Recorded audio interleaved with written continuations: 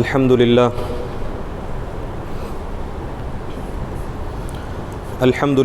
نحمده ونستعينه ونستغفره ونؤمن به ونتوكل عليه ونعوذ بالله من شرور أنفسنا ومن سيئات أعمالنا من يهده الله فلا مضل له ومن يضلله فلا هادي له ونشهد أن لا إله إلا الله وحده لا شريك له ونشهد أن سيدنا ومولانا محمدا عبده ورسوله أرسله بالحق بشيرا ونذيرا وداعيا إلى الله بإذنه وسراجا منيرا أما بعد فإن أصدق الحديث كتاب الله وخير الهدي هدي محمد صلى الله عليه وسلم وشر الأمور محدثاتها وكل محدثة بدعة وكل بدعة ضلالة وكل ضلالة في النار. أعوذ بالله من الشيطان الرجيم. بسم الله الرحمن الرحيم. يؤمنون بالله واليوم الآخر ويأمرون بالمعروف وينهون عن المنكر ويسارعون في الخيرات أولئك من الصالحين. وقال تبارك وتعالى والمؤمنون والمؤمنات بعضهم أولياء بعض يأمرون بالمعروف وينهون عن المنكر. صدق الله العظيم. رب اشرح لي صدري ويسر لي أمري واحلل عقدة من لساني يفقهوا قولي. سبحانك لا علم لنا إلا ما علمتنا إنك أنت العليم الحكيم. قابل احترام معزز بزرگوں، محترم نوجوان دوستوں اور بھائیوں،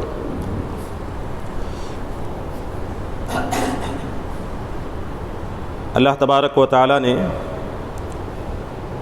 قرآن مجید میں اہل ایمان کی صفات بیان کرتے ہوئے یہ فرمایا ہے کہ ایمان والوں کی یہ خصوصیت ہے کہ وہ اللہ اور یوم آخر پر ایمان رکھتے ہیں، یؤمنون باللہ والیوم الآخر.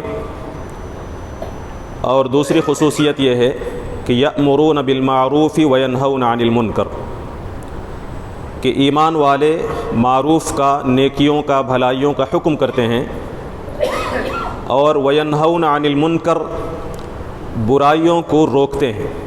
یہ اہل ایمان کی خصوصیات میں اللہ تبارک و تعالی نے بیان فرمایا.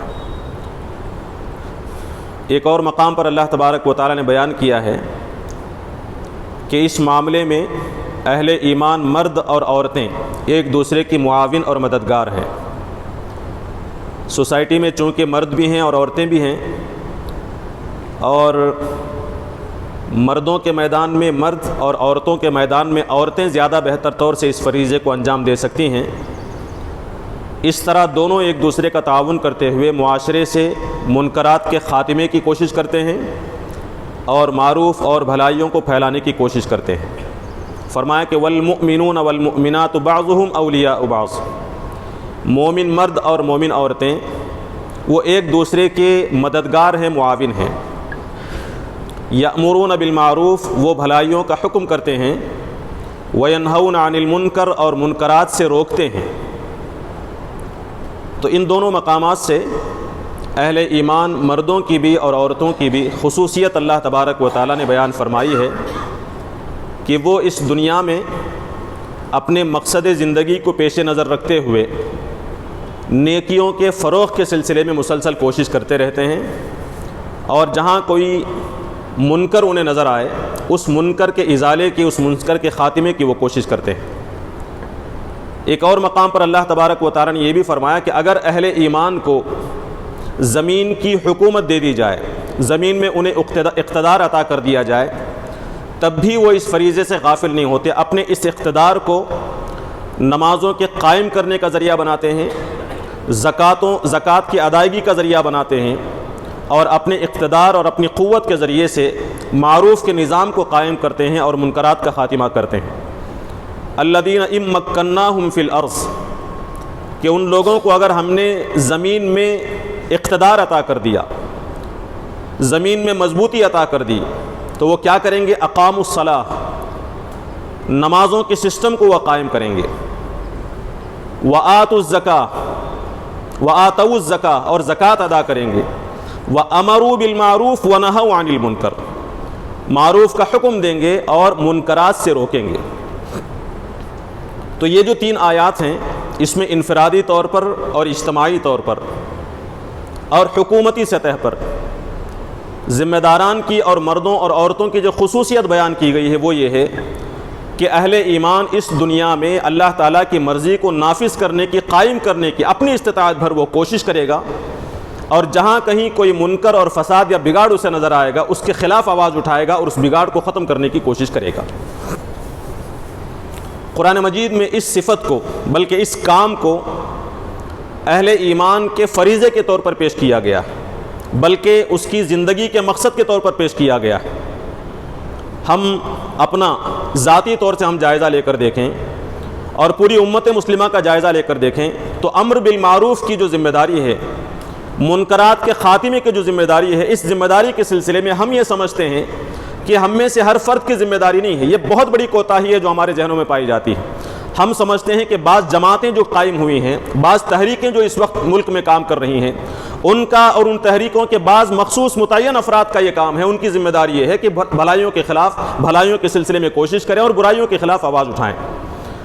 لیکن قرآن مجید کا مطالعہ کیا جائے گا تو ہمیں معلوم ہوگا کہ وہاں اللہ تبارک و تعالیٰ نے کسی مخصوص جماعت کی ذمہ داری کے طور پر اسے پیش نہیں کیا ہے، بلکہ ہر اس فرد کو جس کا تعلق امت مسلمہ سے ہے، ہر اس مسلمان کو جو یہ کہتا ہے کہ میرا قرآن پر ایمان ہے، اس کی ذمہ داری بلکہ اس کے مقصد زندگی کے طور پر اللہ تبارک و تعالیٰ نے اسے پیش کیا۔ ہم میں سے یہاں جتنے افراد بیٹھے ہیں یا پھر جن تک بھی ہماری آواز پہنچ رہی ہے، ان میں سے ہر فرد کو اللہ تبارک و تعالیٰ نے جو پیدا کیا، ان کی پیدائش کا مقصد قرآن مجید میں بیان کیا گیا ہے کہ تمہاری پیدائش کا مقصد یہ ہے کہ تم لوگوں کی بھلائی کے کام آؤ اور معروف کو پھیلانے کی کوشش کرو اور منکرات کے خاتمے کی کوشش کرو۔ مشہور آیت ہم بار بار سنتے ہیں، کنتم خیر امت، تم ایک بہترین امت ہو۔ جب یہ بات کہی جاتی ہے تو کیا ہم یہ سمجھتے ہیں کہ یہاں کنتم، تم ایک بہترین امت ہو سے مراد کیا کسی خاص جماعت کے بارے میں یہ بات کہی جا رہی ہے؟ کیا ہم یہ سوچتے ہیں؟ نہیں، ہم میں سے ہر فرد یہ سمجھتا ہے کہ خیر امت نا میں ہوں، میں بھی ہوں۔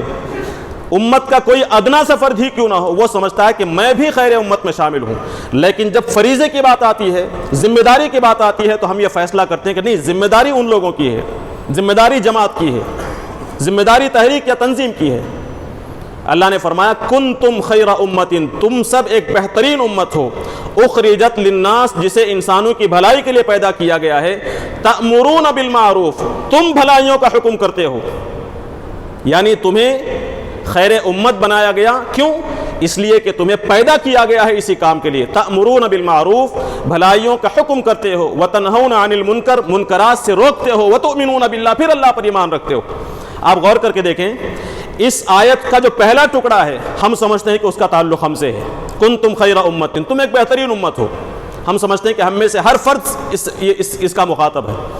آخری جو ٹکڑا ہے وتؤمنون باللہ، ہم سمجھتے ہیں کہ ہمارے بارے میں کہا گیا ہے، لیکن درمیان میں جو چیزیں ہیں، تأمرون بالمعروف، بھلائی کا حکم کرتے ہو، ہم سمجھتے ہیں کہ اس کا ہم سے کوئی تعلق نہیں۔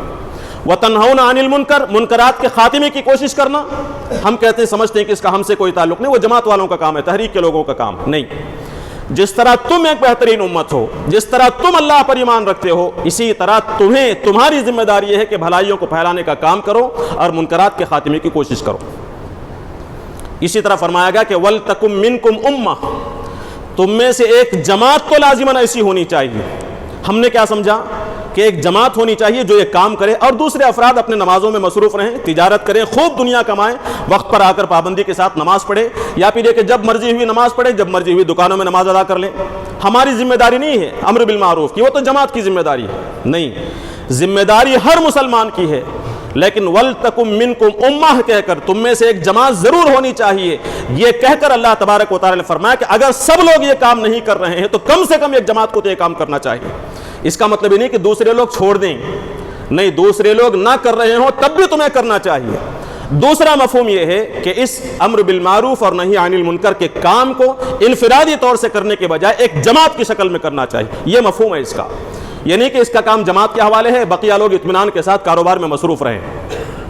ہر فرد سے کہا گیا کہ تمہاری پیدائش کا مقصد یہ ہے کہ تم دنیا کے اندر نیکیوں کے فروغ کا کام کرو، بھلائیوں کے خاتمے کی کوشش اور جدوجہد کرو۔ حضرت لقمان علیہ السلام نے اپنے بیٹے کو جو نصیحت کی تھی، اس نصیحت کا بھی ایک اہم ترین حصہ یہ ہے کہ وَأْمُرْ بِالْمَعْرُوفِ، اے بیٹے معروف کا حکم کر، وَانْهَ عَنِ الْمُنْكَرِ، منکرات کے خاتمے کی کوشش کر۔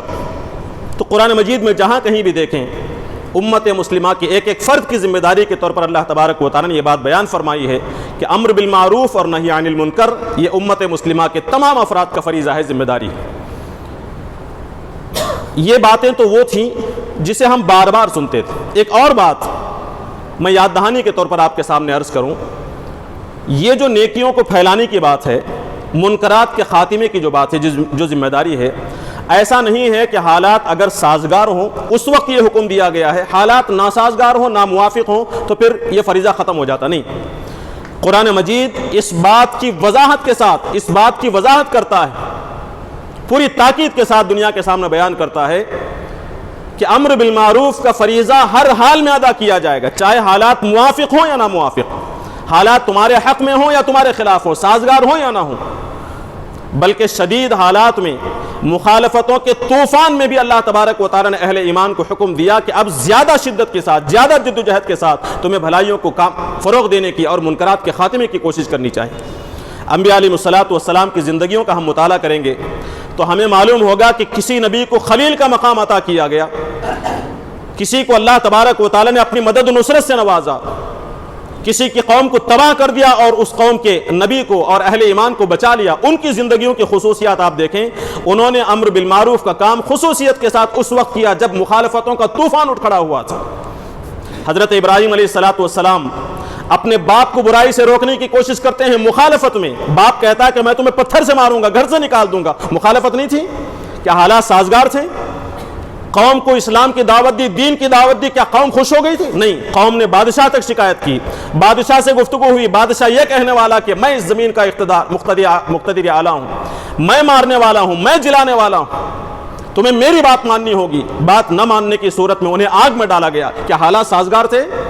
ناموافق اور ناسازگار حالات میں حضرت ابراہیم علیہ السلام نے توحید کے پیغام کو عام کیا۔ حضرت شعیب علیہ السلام اپنی قوم سے کہتے ہیں کہ ناپ تول میں کمی نہ کرو، یہ تمہاری جو بہت بڑی کمزوری، یہ بہت بڑا گناہ ہے، تم لوگوں کو دھوکہ دیتے ہو۔ کیا ایسے موقع پر حالات سازگار تھے؟ اس کے نتیجے میں قوم نے یہ کہا تھا کہ اے شعیب لَنُخْرِجَنَّكَ يَا شُعَيْبُ وَالَّذِينَ آمَنُوا مَعَكَ مِنْ قَرْيَتِنَا، اے شعیب تجھے بھی اور تجھ پر ایمان لانے والے تمام لوگوں کو ہم اپنی بستی سے نکال دیں گے، یا پھر یہ کہ تمہیں اپنے دین کو چھوڑ کر ہمارے ملت میں واپس آنا ہوگا، ورنہ ہم تمہیں گھر سے نکال دیں گے، بے گھر کر دیں گے۔ کیا حالات سازگار تھے؟ نہیں، حالات ناسازگار، انتہائی ناموافق حالات۔ حضرت موسیٰ علیہ السلام سے، حضرت ہارون علیہ السلام سے اللہ نے فرمایا اذهبا الى فرعون، فرعون کے پاس جاؤ۔ فرعون کون ہے؟ میخوں والا، جس کی فوج بڑی مضبوط، متکبر، انا ربکم الاعلیٰ کا دعویٰ کرنے والا، بنی اسرائیل کی زندگی کو ظلم و ستم کے ذریعے سے تنگ کر دینے والا۔ ایسے ظالم بادشاہ کے سامنے حضرت موسیٰ علیہ السلام کو حکم ہوتا ہے کہ تم اسے اسلام کی دعوت دو، وہ سرکش ہو گیا۔ کیا حالات سازگار تھے؟ اس کے نتیجے میں اللہ تبارک و تعالیٰ نے حضرت ابراہیم علیہ السلام کے لیے آگ کو ٹھنڈا کیا، اللہ کی مدد آئی۔ حضرت شعیب علیہ السلام کو عذاب سے بچایا، قوم کو عذاب میں مبتلا کیا۔ حضرت موسیٰ علیہ السلام کے لیے سمندر سے راستہ کھول دیا گیا۔ یہ کیا ہے؟ یہ اللہ تعالیٰ کی مدد اور نصرت اس قوم پر آتی ہے، ان لوگوں پر آتی ہے جو ناموافق، ناسازگار حالات میں دین کی دعوت کا کام کرتے ہیں، منکرات کے خلاف آواز اٹھاتے ہیں۔ نبی کریم صلی اللہ علیہ وسلم کی زندگی دیکھیں، جس وقت آپ صلی اللہ علیہ وسلم کو حکم دیا گیا تھا کہ قم، اے نبی صلی اللہ علیہ وسلم آپ کھڑے ہو جائیے، فانذر، ڈرائیے۔ حالات کیا تھے؟ پوری قوم بپر کر کھڑی ہو گئی۔ پوری مکی زندگی آپ دیکھیں، مدنی زندگی دیکھیں، کبھی آپ صلی اللہ علیہ وسلم کے حق میں نہیں تھے حالات، ناموافق حالات میں آپ کو ستایا گیا، آپ کو گھر چھوڑنے پر، مکہ چھوڑنے پر مجبور کیا گیا، مسلمانوں کو ان کا قتل عام کیا گیا۔ کبھی انبیاء علیہ السلام کی زندگی میں ایسا نہیں ہوا تھا کہ حالات بہت اچھے تھے، آپ نے دعوتی کام کیا اور ساری قوم اسلام میں داخل ہو گئی، نہیں۔ ناموافق حالات میں امر بالمعروف کا کام اور نہی عن المنکر کی ذمہ داری کو ادا کرنے کا اللہ تبارک و تعالی نے حکم دیا ہے۔ یہ اصل چیز ہے جو سمجھنے کی۔ ہم سمجھتے ہیں کہ حالات اچھے ہوں تو ہم یہ کام کریں گے، جب حکم امت مسلمہ کو دیا گیا ہے، نبی کریم صلی اللہ علیہ وسلم نے فرمایا من رآ منکم منکرا فلیغیرہ بیدہ۔ مختصراً میں آپ کو بتاؤں، اس کی وضاحت اگر کی جائے تو ایک خطبہ اسی کے لیے چاہیے۔ نبی کریم صلی اللہ علیہ وسلم نے فرمایا کہ تم میں سے جو شخص بھی، من رآ منکم، تم میں سے جو بھی، ایسا نہیں کہ صرف جماعت کے لوگ، ایسا نہیں کہ صرف انبیاء، صرف صحابہ، صرف ائمہ، صرف علماء، نہیں، تم میں سے جو شخص بھی منکرن کسی بھی برائی کو دیکھے، کسی بھی برائی کو، فلیغیرہ بیدہ، اپنے ہاتھ سے، اپنی قوت سے اس برائی کو ختم کر دے، وہاں سے ہٹا دے، اسے بدل دے، برائی کو بھلائی سے بدل دے۔ فَإِن لَمْ يَسْتَطِعْ، طاقت نہیں ہے، فَبِلِسَانِهِ، اپنی زبان کا استعمال کرے، اس برائی کے خلاف بات کرے۔ فَإِن لَمْ يَسْتَطِعْ، اتنی بھی طاقت نہیں ہے، فَبِقَلْبِهِ، اپنے دل سے اس برائی کے خلاف جدوجہد کرے، دل سے اس برائی کے خلاف نفرت پیدا کرے۔ یہ حکم اللہ کے نبی صلی اللہ علیہ وسلم نے دیا۔ آپ دیکھیں امر بالمعروف کا جو فریضہ بیان کیا گیا قرآن و حدیث میں، آپ دیکھیں گے بعض حالات تو ایسے ہیں جس میں کوئی مخالفت، کوئی بڑی مخالفت، کوئی رکاوٹ نہیں۔ مثال کے طور پر نبی کریم صلی اللہ علیہ وسلم نے فرمایا، ایک موقع پر فرمایا کہ اعطوا الطریق حقہ، کہ لوگوں جو راستہ ہے، جس راستے پر آپ گزرتے ہیں، اس راستے کا حق ادا کرو۔ صحابہ نے پوچھا کہ ما حق الطریق، راستے کا حق کیا ہے؟ اللہ کے نبی صلی اللہ علیہ وسلم نے فرمایا غض البصر، نگاہوں کو نیچے کر کے چلنا راستے کا حق ہے۔ کف الاذی، راستے میں کوئی بھی تکلیف دہ چیز تمہیں نظر آئے جس کی وجہ سے لوگوں کو تکلیف ہوتی ہے، اس تکلیف کو ہٹا دو، تکلیف دہ چیز کو دور کرنا، یہ راستے کا حق ہے۔ رد السلام، سلام کا جواب دینا، کوئی سلام کرے تو جواب دو، یہ راستے کا حق ہے۔ فرمایا والامر بالمعروف والنہی عن المنکر، راستے کا حق یہ ہے کہ راستے میں جہاں کہیں منکر نظر آئے اس کے خلاف آواز اٹھاؤ، اس منکر کے خاتمے کی کوشش کرو اور بھلائی کو قائم کرنے کی کوشش کرو۔ یہ عام حالات کی بات کہی گئی۔ ایک اور حدیث میں اللہ کے نبی صلی اللہ علیہ وسلم نے فرمایا کہ فتنۃ الرجل فی اہلہ و مالہ و جارہ، ایک شخص کی اس کے گھر میں آزمائش، یعنی ایک شخص کبھی گھر والوں کے سلسلے میں، بیوی بچوں کے معاملے میں، رشتہ داروں کے معاملے میں فتنے میں، آزمائش میں مبتلا ہو جاتا ہے، کوئی دشواری اسے، پریشانی میں مبتلا ہے۔ و مالہ، مال و دولت کے معاملے میں، کاروبار کے معاملے میں وہ پریشان ہے۔ و جارہ، یا پھر پڑوسیوں کے معاملے میں وہ پریشان ہے۔ تو اس آزمائش کا جو حل ہے، اسے دور کرنے کا جو ذریعہ ہے، تو کفرھا، اللہ کے نبی صلی اللہ علیہ وسلم نے فرمایا اس آزمائش کا کفارہ، اس پریشانی کو دور کرنے کا ذریعہ ہے کہ الصدقہ، اللہ کی راہ میں صدقہ کیا جائے، والصلہ، اور رشتہ داروں سے، پڑوسیوں سے صلہ رحمی کی جائے، والامر بالمعروف والنہی عن المنکر، ان پریشانیوں سے، مالی پریشانیوں سے، گھر والوں کی پریشانیوں سے، پڑوسیوں کی پریشانی سے بچنے کا جو ذریعہ آپ صلی اللہ علیہ وسلم نے بیان فرمایا وہ الامر بالمعروف والنہی عن المنکر، صدقہ ہے، صلہ رحمی ہے، اور بھلائیوں کا فروغ ہے، منکرات کا ازالہ ہے۔ یہ وہ احادیث ہیں جو عام حالات کے سلسلے میں امر بالمعروف کے فریضے کو بیان کرتے ہیں۔ ورنہ اللہ کے نبی صلی اللہ علیہ وسلم نے یہاں تک فرمایا کہ اگر کوئی بادشاہ، کوئی حکمران ظالم اور جابر ہو، خلاف عدل کام کر رہا ہو، انصاف کا خون کر رہا ہو، تو اس کے سامنے کھڑے ہو کر حق بات کہنا، عدل و انصاف کی بات کہنا، اللہ کے نبی صلی اللہ علیہ وسلم نے فرمایا افضل الجہاد، تمام جہاد میں سب سے افضل ہے۔ معلوم یہ ہوا کہ عدل انصاف کی بات کرنا، معروف کے سلسلے میں معروف کے فروغ کی کوشش کرنا، خاص کر ایسے وقت میں جبکہ وہ ظلم کے خلاف ہو، ظالم بادشاہ کے خلاف ہو، حالات ناموافق ہوں، اللہ کے نبی صلی اللہ علیہ وسلم فرماتے ہیں کہ اس وقت کا امر بالمعروف افضل ترین عمل ہوگا۔ اب آپ یہ دیکھیں اس میں جو ان آیات میں اور احادیث میں منکر کی جو بات کہی گئی، منکر ہے کیا؟ منکر ہم سمجھتے ہیں شرک ہے یا پھر کوئی بڑی بڑی خرابی ہے حکومتی سطح کی، وہ منکر ہے، بس اس کے خلاف آواز اٹھانا نہیں۔ ہر قسم کی برائی کو منکر کہا جائے گا۔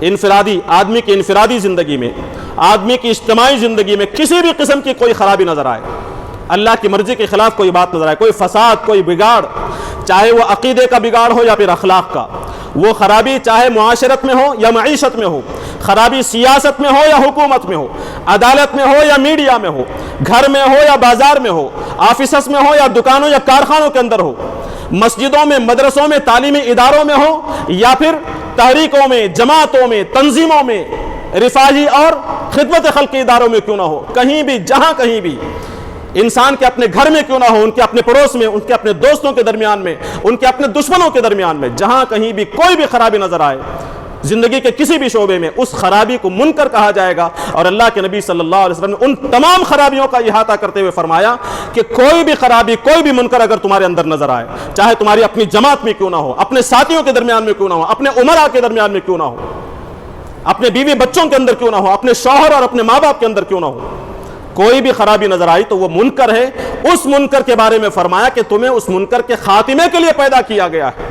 تمہاری زندگی کا مقصد یہ ہے کہ اس منکر کے خلاف آواز اٹھاؤ.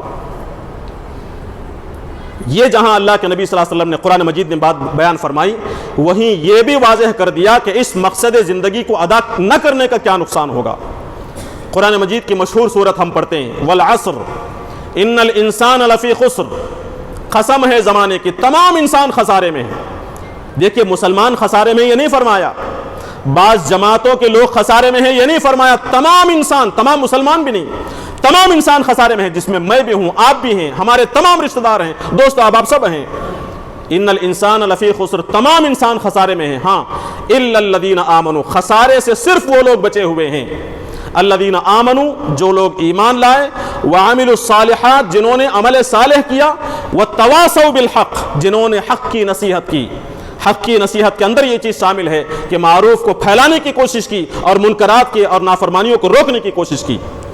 وتواصوا بالصبر، اور اس معاملے میں جو رکاوٹیں آئیں گی، جو مشکلات آئیں گی، جن مصائب کا سامنا کرنا پڑے گا، ان مشکلات کو برداشت کرتے ہوئے، ان مصائب کا مقابلہ کرتے ہوئے صبر کا جو لوگ مظاہرہ کریں گے، یہ چار صفات جن کے اندر ہوں، ایمان، عمل صالح، امر بالمعروف اور نہی عن المنکر، اور صبر، یہ چار چیزیں جن کے پاس ہوں، صرف وہی انسان خسارے میں سے بچے ہوئے ہیں. ان میں سے جو صفت بھی کسی کے اندر نہیں ہے پھر وہ خسارے میں مبتلا ہوگا. معلوم یہ ہوا کہ میرے اندر، اگر آپ کے اندر یہ چار خصوصیات نہیں ہیں جن میں امر بالمعروف شامل ہے، نہی عن المنکر شامل ہے، اگر آپ میں سے کسی کے اندر یہ صفات موجود نہیں ہیں تو پھر قرآن مجید یہ کہتا کہ پھر وہ خسارہ اٹھانے والے، پھر آپ خسارہ اٹھانے والے. قرآن مجید میں بنی اسرائیل پر جب عذاب آیا، اصحاب السبت پر، مچھلی والوں پر، اللہ تبارک و تعالی نے فرمایا کہ فلما نسوا ما ذکروا بہ، انہیں جن چیزوں کی نصیحت کی گئی تھی ان نصیحتوں کو جب ان لوگوں نے بھلا دیا تو ہم نے ان پر عذاب نازل کیا، اور اس عذاب میں ہم نے کچھ لوگوں کو بچا لیا. کون لوگ ہیں وہ؟ کون ہیں؟ انجینا الذین ینہون عن السوء. اللہ نے فرمایا کہ جن لوگوں نے گناہوں سے بچایا، جن لوگوں نے منکرات کے خلاف آواز اٹھائی، جنہوں نے نافرمانی سے روکنے کی کوشش کی، ہم نے انہیں بچا لیا. وَأَخَذْنَا الَّذِينَ ظَلَمُوا، اور ہم نے ظالموں کو پکڑ لیا، دردناک عذاب میں، رسوا کن عذاب میں پکڑ لیا. بِعَذَابٍ بَئِيسٍ بِمَا كَانُوا يَفْسُقُونَ، ان کے فسق کے نتیجے میں، ان کے فجور کے نتیجے میں، ان کے گناہ کے نتیجے میں. بچایا کسے؟ جنہوں نے گناہوں سے روکنے کی کوشش کی. جن لوگوں نے گناہوں سے اپنے آپ کو بچا تو لیا لیکن روک نہیں رہے تھے، وہ بھی اللہ تبارک و تعالیٰ کی نگاہ میں ظالم شمار ہوئے. اللہ تبارک و تعالیٰ نے انہیں بھی عذاب میں مبتلا کیا. عذاب سے بچنے کے لیے صرف گناہ سے بچنا کافی نہیں ہے، گناہوں سے روکنا بھی ضروری ہے. یہ بات اس آیت سے معلوم ہوتی ہے. نبی کریم صلی اللہ، ایک بہت مشہور حدیث، ایک مثال آپ کو معلوم ہے، آپ جانتے ہیں. نبی کریم صلی اللہ علیہ وسلم نے کشتی کی مثال دی تھی. آپ نے بار بار یہ مثال سنی ہے کہ کشتی میں نچلی سطح پر کچھ لوگ ہیں اور کچھ لوگ اوپری سطح پر ہیں. اس کشتی میں نیچے کے افراد یہ سوچ کر کہ ہمیں اوپر جاتے ہوئے ہمیں بھی تکلیف ہوتی ہے اور بار بار اوپر والوں کو، اوپری منزل والوں کو تکلیف ہوگی، پانی لینے کے لیے ہم جاتے ہیں، کیوں نہ ہم اس نچلی سطح میں، نچلی منزل میں ہم سوراخ کر دیں. یہ جو مثال آپ صلی اللہ علیہ وسلم نے دی، اس مثال کے جو آغاز میں جو بات بتائی ہے وہ بات ہمارے ذہنوں میں نہیں ہے. آپ صلی اللہ علیہ وسلم نے فرمایا کہ اللہ کے حدود میں نرمی برتنے والے، غور کیجئے ان الفاظ پر، اللہ کے حدود میں یعنی نافرمانیوں میں جنہیں اللہ تبارک و تعالیٰ نے حرام قرار دیا ہے، ان معاملوں میں جو لوگ نرمی برتتے ہیں، یا پھر جو لوگ حدود اللہ میں مبتلا ہوتے ہیں، حرام میں مبتلا ہوتے ہیں، گناہوں میں مبتلا ہوتے ہیں، وہ لوگ، اور اگر دوسرے لوگ گناہوں میں مبتلا ہوں تو یہ لوگ نرمی برتتے ہیں، انہیں روکنے کی کوشش نہیں کرتے، نظر انداز کرتے ہیں. ہمیں کیا، اس سے ہمارا کوئی تعلق نہیں، ہم تو گناہوں سے بچے ہوئے ہیں نا. اللہ کے نبی صلی اللہ علیہ وسلم نے فرمایا جو لوگ گناہوں میں مبتلا ہوئے وہ لوگ بھی، اور جو لوگ گناہوں میں مبتلا تو نہیں ہیں لیکن گناہوں کے معاملے میں نرمی برتتے ہیں، انہیں چھوڑ دیتے ہیں، انہیں روکنے کی کوشش نہیں کرتے، ان کی مثال اللہ کے نبی صلی اللہ علیہ وسلم نے کشتی کی دی ہے. نچلی سطح پر کچھ لوگ ہیں نچلی منزل میں، اوپر کی منزل میں کچھ لوگ ہیں. جب نیچے والوں نے یہ سوچ کر کہ ہمیں پریشانی ہوتی ہے، اگر نچلی منزل پر سوراخ کرنے کا اگر انہوں نے کوشش کی، اوپر والے یہ سوچتے ہیں کہ ہمارا اس سے کیا تعلق، ہم تو اوپر ہیں، وہ نیچے ہیں، وہ کر لے سوراخ، ہمیں کیا نقصان ہونے والا. یہ سوچ کر اگر وہ لوگ ان کا ہاتھ نہیں تھامیں گے تو ساری کشتی ڈوب جائے گی. یہ مثال اللہ کے نبی صلی اللہ علیہ وسلم نے ان لوگوں کے لیے بیان فرمائی ہے جو خود تو گناہوں سے بچے ہوئے ہیں لیکن دوسروں کو گناہوں سے بچانے کی کوشش نہیں کرتے. تو جب عذاب آتا ہے تو گنہگار بھی اس عذاب میں مبتلا ہوتے ہیں، اور یہ نیک اور متقی لوگ جو خود تو گناہوں سے بچے ہوئے تھے لیکن روک نہیں رہے تھے، وہ بھی عذاب اور گناہ میں مبتلا ہوتے ہیں، اللہ کے عذاب کا شکار ہو جاتے ہیں. اسی لیے قرآن میں اللہ نے فرمایا واتقوا فتنہ، اس فتنے سے بچو، لا تصیبن الذین ظلموا منکم خاصہ، اے ایمان والو، اے لوگو، اس فتنے سے، اس عذاب سے بچو جس عذاب میں صرف ظالم نہیں گریں گے بلکہ وہ لوگ بھی گریں گے جنہوں نے ظلم تو نہیں کیا لیکن ظالم کا ہاتھ پکڑنے کے لیے آگے نہیں بڑھے. ظالم کا ہاتھ پکڑنا بھی فرض ہے، منکرات کے خلاف آواز اٹھانا بھی فرض ہے. یہ جو حدیث میں نے آپ کے سامنے اس سے پہلے بتائی کہ تم میں سے جو شخص بھی کوئی برائی کو دیکھے اسے چاہیے کہ اپنے ہاتھ سے روکے، اپنی طاقت کا استعمال کرے. اگر طاقت نہ ہو تو زبان کا استعمال کرے، گفتگو کرے، ڈائلاگ کرے، ڈیبیٹس ہوں، سمجھائے انفرادی طور سے، تقریر کے ذریعے سے یا پھر تحریر کے ذریعے سے اسے سمجھانے کی، غلطیوں کی غلطی واضح کرنے کی کوشش کرے. اس کی بھی قوت نہیں ہے تو فبقلبہ، دل میں کم سے کم نفرت پیدا کرے. اللہ کے نبی صلی اللہ علیہ وسلم نے فرمایا یہ جو درجے ہیں نا تین، ہاتھ سے روکنا، پھر زبان سے روکنا، پھر دل میں برائی سے نفرت کرنا، یہ ایمان کے تین درجے ہیں. سب سے اونچا درجہ یہ ہے کہ آدمی قوت کا استعمال کرے، دوسرا درجہ یہ ہے کہ کم سے کم زبان کا استعمال کرے، تیسرا اور آخری درجہ یہ ہے کہ دل میں نفرت پیدا کرے. زبان میں قوت نہیں ہے، ہاتھ میں قوت نہیں ہے تو کم سے کم دل میں نفرت تو کر سکتے ہیں آپ. اس دل کو نفرت کرنے سے دنیا کی کون سی طاقت روک سکتی ہے؟ اگر ہمارے دل میں بھی اس برائی کے خلاف نفرت نہیں ہے تو اللہ کے نبی صلی اللہ علیہ وسلم نے فرمایا یہ ایمان کا سب سے کمزور ترین درجہ ہے کہ آدمی کے دل میں نفرت ہو. نفرت بھی نہیں ہے تو پھر اس کے بعد ایمان کا کوئی درجہ نہیں ہے. اسی کی وضاحت اللہ کے نبی صلی اللہ علیہ وسلم نے ایک اور موقع پر فرمائی کہ مجھ سے پہلے جو نبی بھیجے جاتے تھے ان کے کچھ ساتھی ہوتے تھے، ان کے رفقا ہوتے تھے، ان کے مددگار ہوتے تھے جو نبی کے احکام کی پیروی کرتے، نبیوں کی اقتداء کرتے. لیکن جب انبیاء چلے جاتے تو وہ لوگ جو کام انہیں کرنا چاہیے تھا وہ نہیں کرتے، یعنی وہ کہتے جو نہیں کہنا چاہیے، وہ کرتے جو نہیں کرنا چاہیے، یعنی معروف کے خلاف آواز نہیں اٹھاتے تھے، منکرات پر عمل بھی کرتے تھے اور منکرات کے خلاف آواز نہیں اٹھاتے تھے، منکرات کو پھیلانے، معروف کو پھیلانے کی کوشش نہیں کرتے تھے. اللہ کے نبی صلی اللہ علیہ وسلم نے فرمایا کہ اگر تمہارے سامنے اس قسم کے لوگ آ جائیں جو برائیوں پر عمل کر رہے ہوں، فرمایا فمن جاہدہم بیدہ فہو مؤمن، جو لوگ ان کے خلاف جہاد کریں گے اپنی طاقت سے، اپنی قوت سے، وہ مومن ہیں. ومن جاہدہم بلسانہ، جو ان کے خلاف زبان سے جدوجہد کریں گے، جہاد کریں گے، وہ مومن ہے.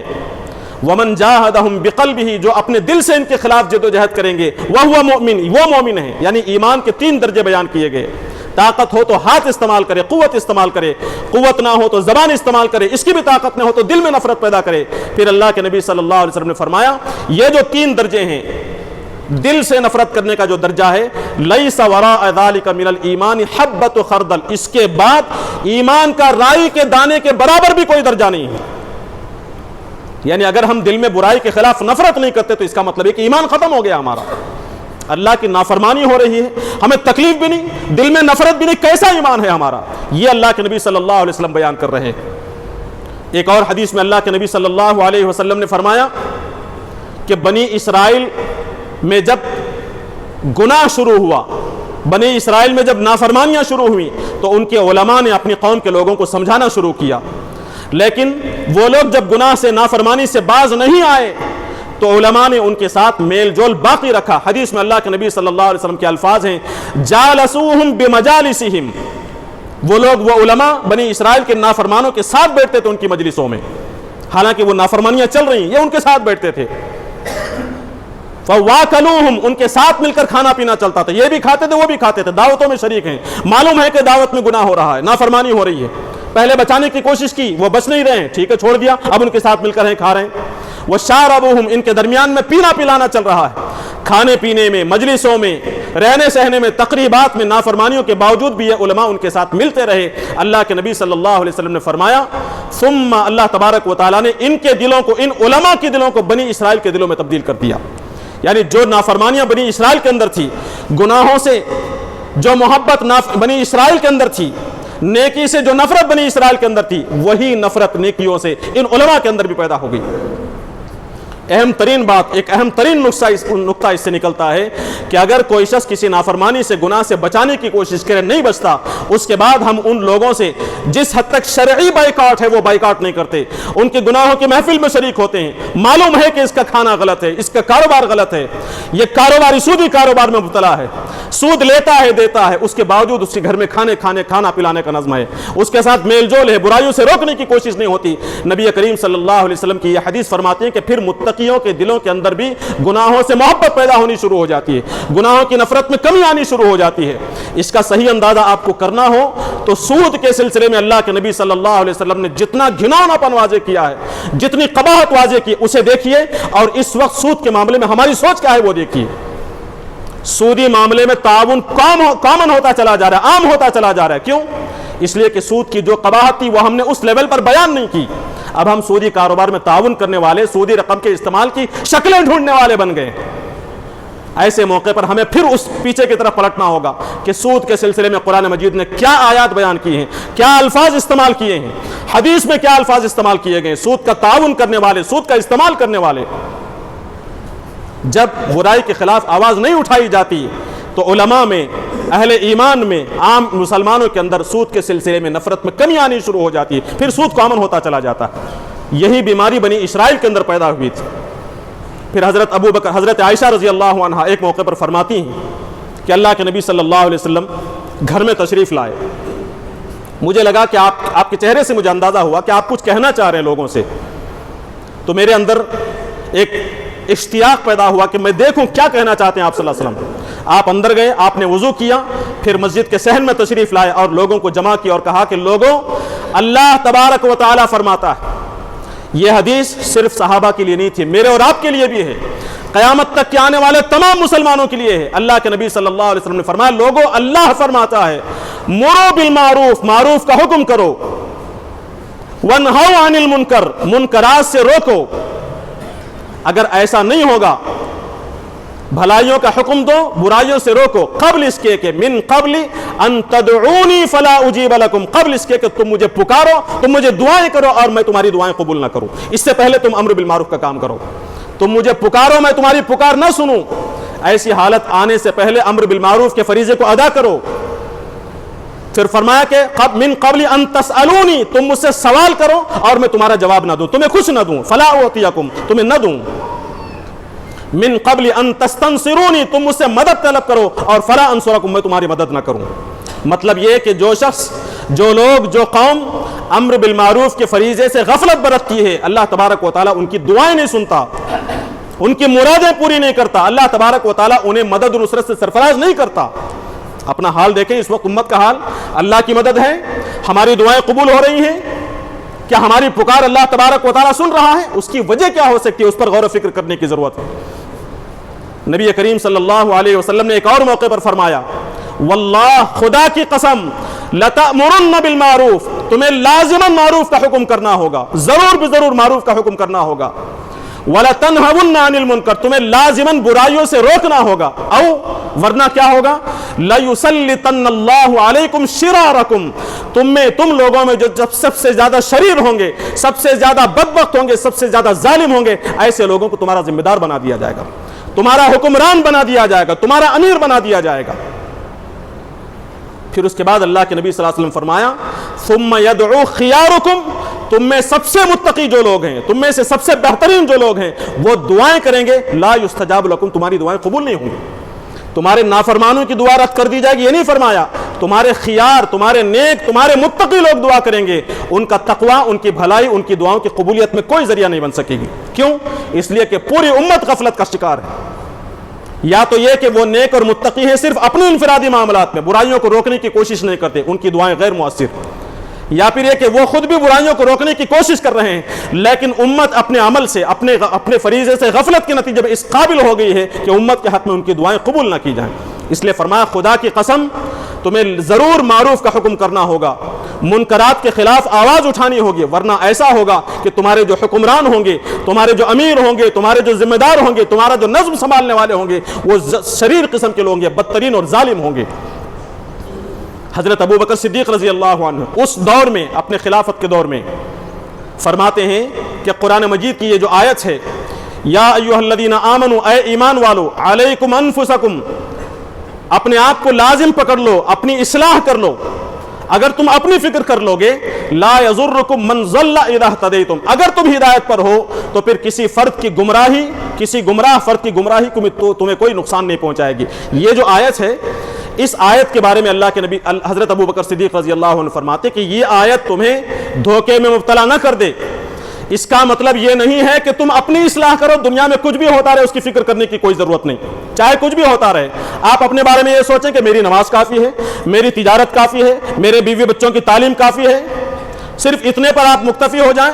اور رہی برائیاں جو سوسائٹی میں پھیلی ہوئی ہیں، منکر ہے، شرک ہے، بت پرستی ہے، ظلم و ستم ہے، اسے دور کرنے کی ذمہ داری فلاں تنظیم کی ہے، فلاں کمیٹی کی ہے، فلاں جماعت کی ہے۔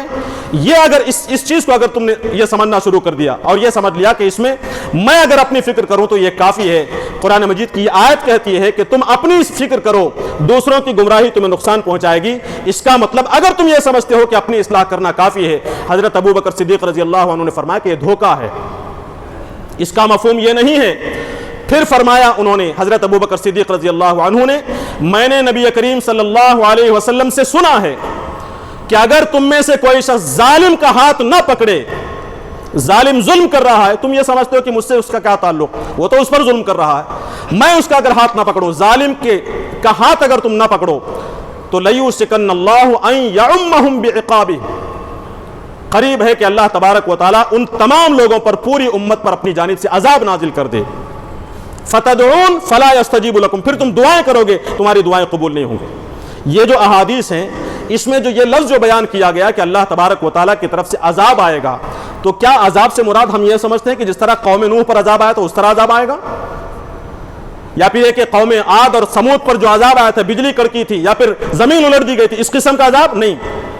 عذاب معاشی اعتبار سے بھی ہو سکتا ہے، ظالم اور جابر حکمرانوں کو مسلط کر کے مسلمانوں کی معیشت تباہ کرنے کے اعتبار سے بھی ہو سکتا ہے، یا پھر ایک ایک فرد کی انفرادی زندگی میں عذاب آنے کی شکل میں بھی ہو سکتا ہے۔ اپنی اپنی انفرادی زندگیوں کا جائزہ لے کر دیکھیں، کیا یہ ممکن نہیں ہے کہ ہم جن پریشانیوں میں مبتلا ہیں، ہماری اپنی اس فریضے کی غفلت کے نتیجے میں ہو؟ آج کوئی فرد قرضوں میں مبتلا ہے، کوئی شخص سودی قرضوں میں جھگڑا ہوا ہے، کسی کا مال کہیں پھنسا ہوا ہے، کوئی شخص ناجائز مقدمات میں پھنسا ہوا ہے، کوئی اپنی اولاد کی نافرمانی کے نتیجے میں پریشان ہے، یا پھر کسی کی ازدواجی زندگی تباہ ہو چکی ہے، اس کی زندگی، اس کی اپنی انفرادی زندگی گویا کہ جہنم بن چکی ہے۔